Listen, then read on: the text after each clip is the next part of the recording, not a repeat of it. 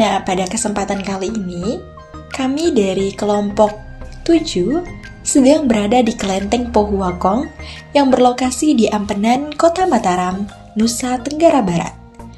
Pada video kali ini, kami akan melakukan eksplorasi geometri pada bangunan bersejarah dan membuktikan beberapa bentuk geometri menggunakan konsep serta teorema yang telah kami pelajari pada mata kuliah geometri. Kelenteng Pohuwakong merupakan salah satu bangunan bersejarah tertua di Mataram. Dibangun sejak tahun 1804 oleh komunitas Tionghoa setempat, dan hingga kini tetap menjadi pusat ibadah sekaligus pelestarian budaya. Selain fungsinya sebagai tempat peribadatan, Kelenteng Pohuwakong juga memiliki nilai arsitektur yang khas. Bangunan ini dirancang dengan simetri, ornamen yang rapi, dan proporsi yang teratur yang mencerminkan keseimbangan antara estetika dan fungsi. Letaknya pun strategis, berada di dekat pelabuhan Ampenan yang dulunya menjadi pusat perdagangan, sehingga kelenteng ini juga menjadi saksi sejarah perkembangan sosial dan ekonomi kawasan tersebut. Setiap sudut kelenteng memiliki cerita dan detail visual yang menarik, mulai dari pintu-pintu besar, jendela, hingga ornamen lengkung dan pilar-pilarnya. Bentuk-bentuk bangunan ini tidak hanya estetis, tetapi juga menunjukkan keteraturan dan struktur yang bisa kita pelajari secara ilmiah. Melalui video ini, kita akan mulai mengamati bentuk-bentuk geometri yang terdapat di kelenteng dan menelusuri apakah bangun-bangun tersebut benar-benar sesuai dengan konsep matematika yang telah kita pelajari.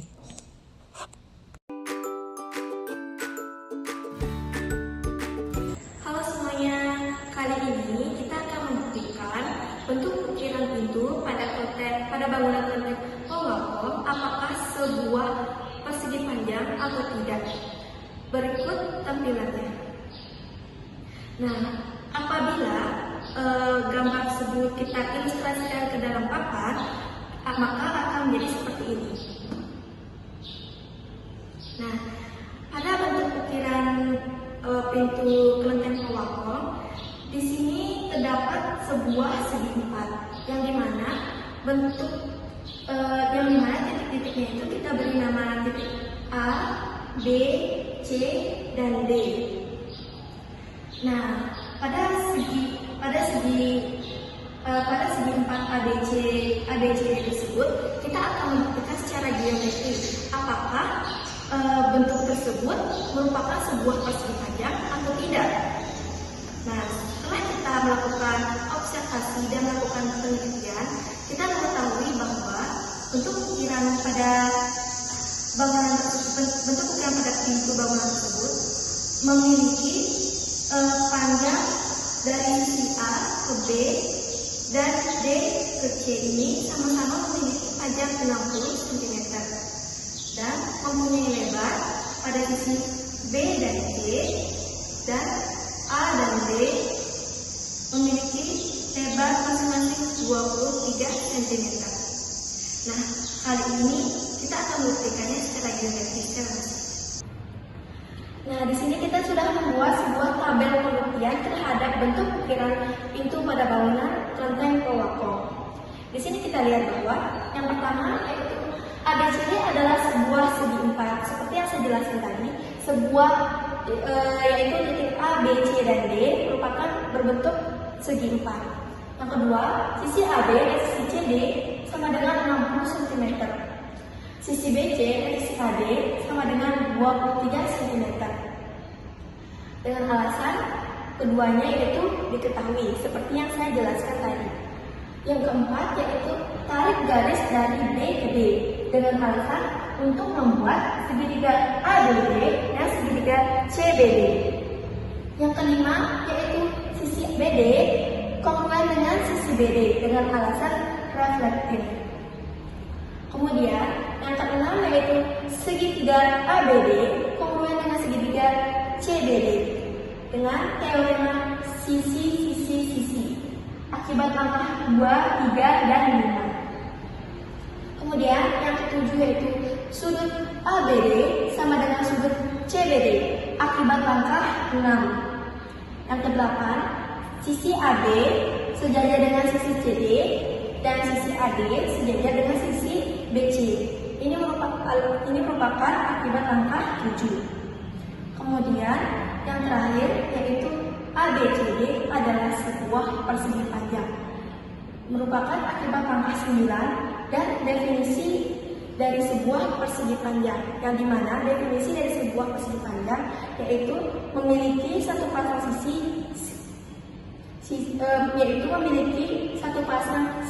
sisi-sisi yang sejajar.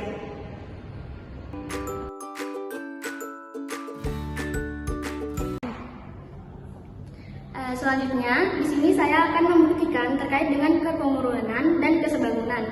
Nah, kemarin sudah kita lihat pada ukiran pada pintu kelenteng Pohuwakong itu terdapat dua persegi panjang, seperti pada gambar ini. Nah, jika gambar ini kita ilustrasikan ke papan, maka akan seperti ini. Pada gambar 1, kita misalkan sebagai persegi panjang ABCD dan yang kedua yaitu persegi panjang EFGH, yang dimana AB ini sama dengan CD, sama dengan EF, sama dengan GH, dan AC ini sama dengan BD, sama dengan EG, sama dengan FH. Dan diagonalnya CB sama dengan GF yaitu 31 cm. Di sini kita ketahui AB yaitu 21 cm. Karena tadi AB sama dengan CD sama dengan EF sama dengan GH, berarti semuanya panjangnya itu 21 cm. Begitu juga dengan yang EG ini kita ketahui panjangnya yaitu 25 cm. Jadi AC sama dengan BD sama dengan EG sama dengan FH yaitu 25 cm. Nah, di sini kita akan membuktikan apakah kedua gambar ini kongruen dan sebangun. Oke, langsung saja ke pembuktiannya.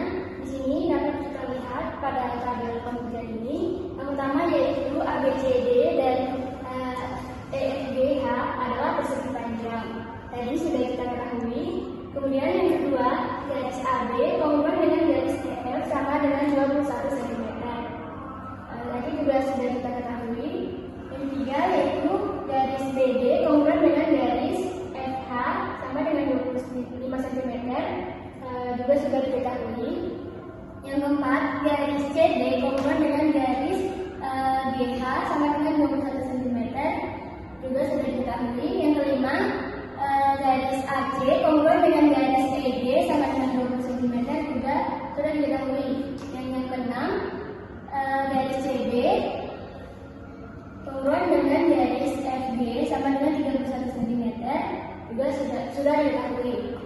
Nah, kemudian yang ketujuh yaitu segitiga ABC kongruen dengan segitiga EFG, yang dimana ini akibat dari langkah 2, 6, dan juga 5 serta teorema sisi-sisi. Yang kedelapan yaitu segitiga CDB kongruen dengan segitiga GHF. Ini akibat dari langkah 4, langkah 6, dan juga langkah 3 dengan teorema sisi-sisi. Dan yang ke-9, AB banding EF sama dengan BD banding FH sama dengan CD banding GH sama dengan AC banding EG sama dengan CD banding FG. Nah, ini akibat dari langkah 7 dan 8 tadi, yang dimana sisi yang kongruen pada segitiga yang kongruen.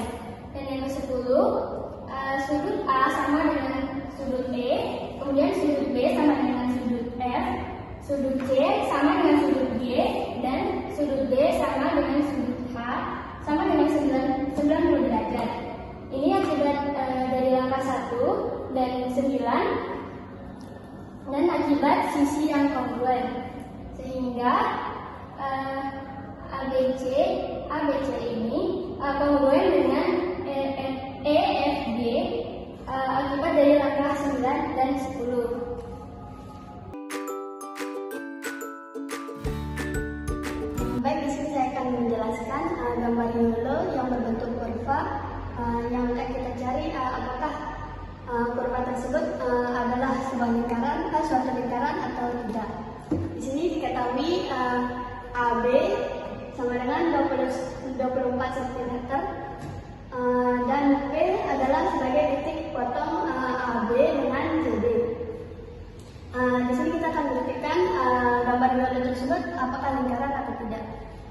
Nah, di sini sudah ada pembuktian. Yang pertama kita sudah ketahui AB adalah diameter dengan panjang 24 cm. Nah, yang kedua yaitu CD adalah diameter dengan panjangnya juga 24 cm. Nah, P adalah titik potong AB dan CD. Sehingga P membagi AB dan CD menjadi dua segmen yang sama panjang. Nah, di sini yang ketiganya sudah kita ketahui tadi. Yang keempat, PA sama dengan PB, PC sama dengan PD, sama dengan 12 cm. Di sini sesuai dengan langkah 1, 2, dan 3, yaitu setengah diameter dikali dengan 24 sama dengan 12 cm. Yang kelima, semua titik AB, CD berjarak sama dari P, yaitu 12 cm, sesuai dengan langkah yang keempat. Yang keenam, jika sejumlah titik pada suatu kurva berjarak sama dari suatu titik P, maka kurva tersebut adalah himpunan titik-titik yang berjarak konstan dari P. Ini sesuai dengan langkah yang kelima dan definisi himpunan titik yang berjarak tetap, yaitu definisi lingkaran. Yang ketujuh, himpunan titik berjarak tetap atau R sebagai jari-jari dari suatu titik P adalah lingkaran yang berpusat di titik P dengan jari-jari R. Di sini sesuai dengan langkah 5, 6 serta definisi dari lingkaran. Nah, dari hasil tadi kita simpulkan bahwa gambar tersebut merupakan lingkaran sesuai dengan langkah 5, 6, dan 7 serta definisi dari lingkaran.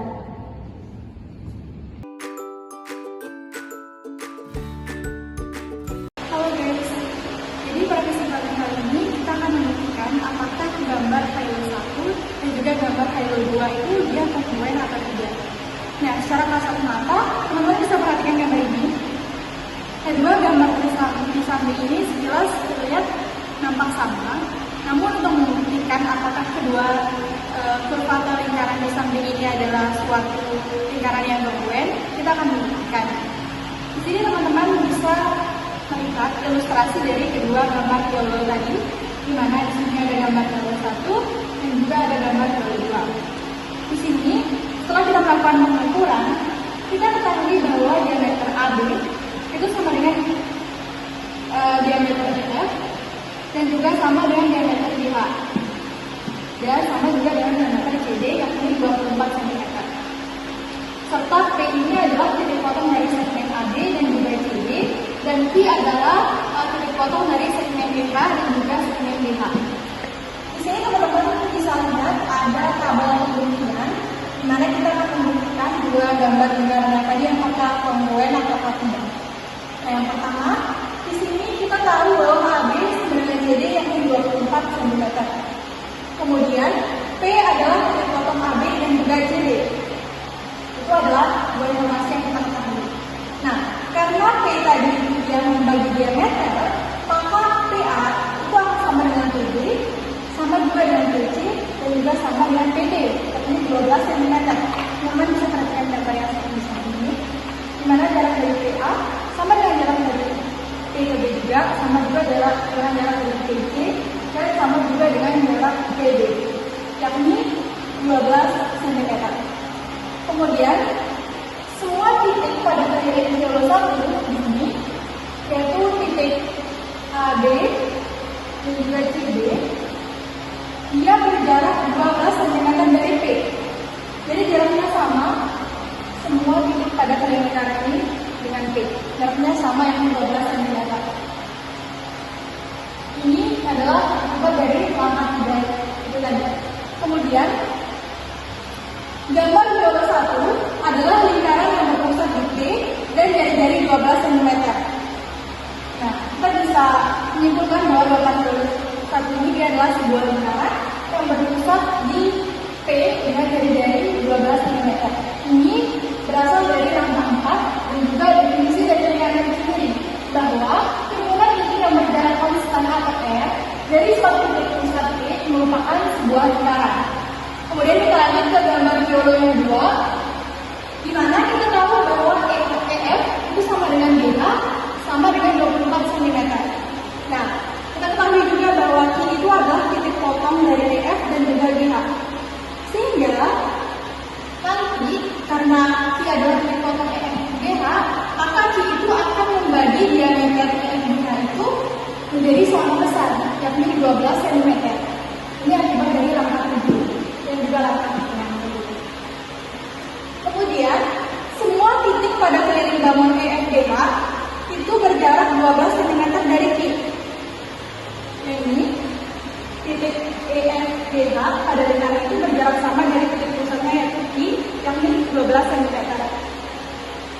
Nah, dari situ kita bisa menyimpulkan bahwa gambar P2 itu adalah lingkaran yang berpusat di Q dan jari-jarinya itu R sama dengan 12 cm. Ini berasal dari rangka 9 dan definisi lingkaran itu sendiri. Nah, setelah itu kita sudah tahu bahwa jari-jari P dan jari-jari Q itu dia sama-sama 12 cm. Dari mana? Dari rangka 5 dan juga dari rangka 9. Itu jari-jari R, RT sama dengan jari-jari RQ yang 12 cm. Kemudian dari kita tahu bahwa dari rangka 1 dan juga rangka 6 ini adalah diameter pada gambar Halo 1 dan gambar Halo 2. Tapi diameternya itu sama-sama 24 cm. Nah, dari sini kita bisa tahu bahwa lingkaran Halo 1 dan lingkaran Halo 2 itu dia konver karena dia memiliki jari-jari yang sama yakni 12 cm dan juga diameter yang sama yakni 24 cm.